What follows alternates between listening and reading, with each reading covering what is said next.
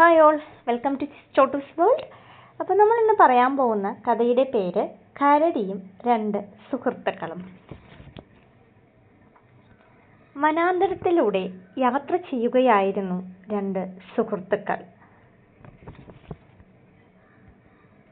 പെട്ടെന്ന് ഒരു കരടിയുടെ മുന്നിൽ ചെന്നുപെട്ടു. ഒരുവൻ ഉടൻ തന്നെ എങ്ങനെയോ അടുത്ത് കണ്ട ഒരു മരത്തിൽ കയറിപ്പറ്റി. അത് സാധിക്കാതിരുന്ന രണ്ടാമൻ മരത്തിൻ ചുവട്ടിൽ ചത്തുപോലെ മലർന്നു കിടന്നു. അവന്റെ അടുക്കലെത്തിയ കരടി അവനെ മണപ്പിച്ചു നോക്കി. ശ്വാസം പോലും വിടാതെ അനങ്ങാതെ കിടന്ന അയാൾ ചത്തെന്ന് കരുതി കരടി മടങ്ങിപ്പോയി. കരടികൾ ശവം ഭക്ഷിക്കാറില്ലത്രേ.